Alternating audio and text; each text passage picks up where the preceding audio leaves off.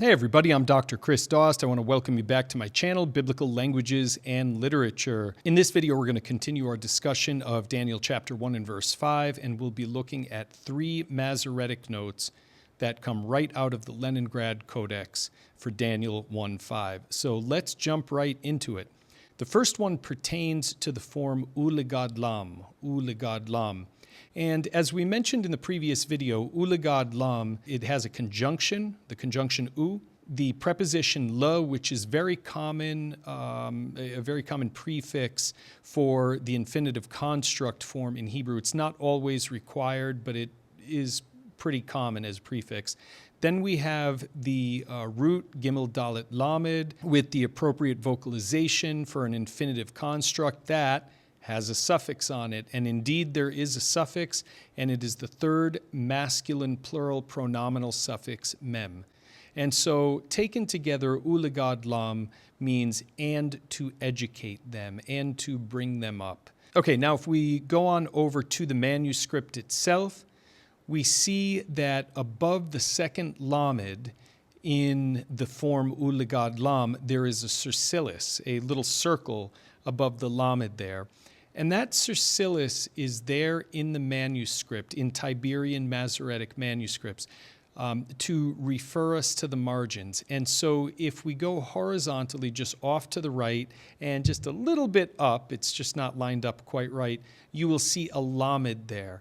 And the lamed has a dot over it, and that is an abbreviation for the Aramaic term leta, which means there is not another, there is no other.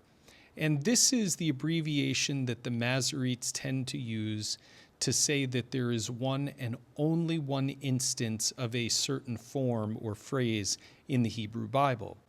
And so I've done a search to see how many times the infinitive construct of gimel dalet lamed occurs, and well, let's have a look at the results together. So the first time it occurs is in Numbers chapter 6 and verse 5, where it occurs without any prefixes or suffixes. So we have the form gadel, and that is just the base infinitive construct form in the Piel, of course, in the Piel. In Joshua 3:7, we have our second instance, which is gadelcha, and again, no prefix. We have the root, gimel dalet lamed, and then there is a suffix on this one, the second masculine singular pronominal suffix. But this is not identical to the form we have in Daniel chapter 1 and verse 5, which is our third occurrence, ulegad lam, and we've talked about that already.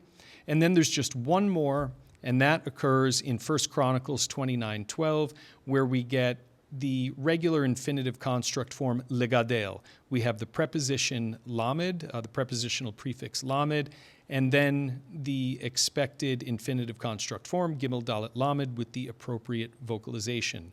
So what we find out through this search is that there are exactly four instances of the infinitive construct of gadel in the Tanakh, but only one of them is ulegad lam. Okay, now let's go on over to the Dotan Reich Masora thesaurus. And as you will see on the screen here, the entry ulegad lam is here. And to the left of that, in red and underlined, we have the abbreviation for Daniel. So dalet nun with the apostrophe, so that means this occurs in the book of Daniel. The aleph, that represents chapter 1, aleph, of course, being the first letter in the Hebrew alphabet. The comma separates the chapter from the verse, and then he is the verse number, or letter you might say in this case. Since he is the fifth letter of the Hebrew alphabet, it also represents the number 5. And Dotan and Reich, they just present the Masoretic note as it appears in the Leningrad Codex. Now, this is very straightforward, as we saw. There is no clarification needed. Lamed, leta, just means that there is one and only one instance of ulegad lam in the Tanakh, and so therefore, again, no clarification is required. All right, so much for our first Masoretic note for Daniel chapter 1 and verse 5. All right, going back to the manuscript, we see that if we look at the same line, it says ulegad lam.